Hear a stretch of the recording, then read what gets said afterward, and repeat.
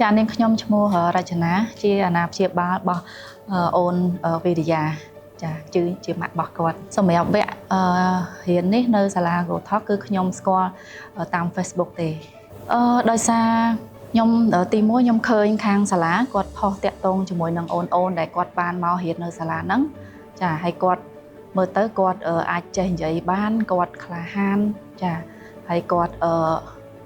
និយាយទៅបកកាយអញ្ចឹងខ្ញុំចង់ឲ្យកូនគាត់បកកាយដែរចាសម្រាប់កូនខ្ញុំគឺគាត់ចូលរៀននៅហ្នឹងបាន10សប្តាហ៍ហើយអញ្ចឹងយើងមានអខានខ្លះចាការដែលរៀនមកគឺ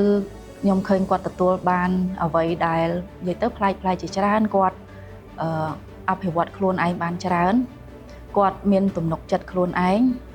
គាត់រីករាយនៅអ្វីដែលគាត់ធ្វើគាត់ពិតថាគាត់នឹងគឺអាចធ្វើបានហើយគាត់ក្លាហានហ៊ាននិយាយជាសាធារណៈចាមកមនុស្សទូទៅទាំងដែល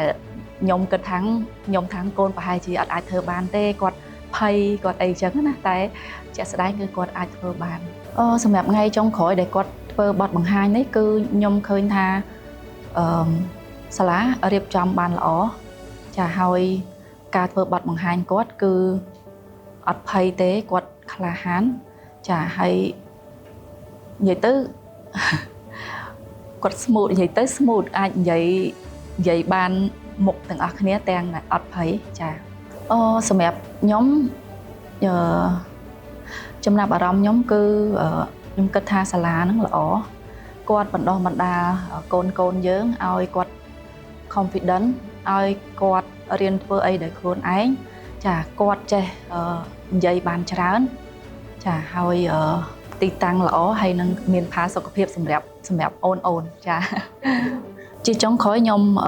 សូមអរគុណកូនដែលគាត់សម្រេចចិត្តថាគាត់រៀនបន្តទៀតព្យាយាមធ្វើឲ្យបានដល់ជាលទ្ធផលចុងក្រោយដែលទទួលបានជោគជ័យចាហើយទាំងដែលពីមុនមកយើងចេះចង់និយាយថាយើងជំរុញតិចតួចប៉ុន្តែទឹកចិត្តរបស់គាត់គឺគាត់ព្យាយាមខ្លាំងហើយគាត់នឹង follow តាមសាលានិយាយទៅជាទូទៅគឺគាត់ follow តាមសាលាបានល្អចា៎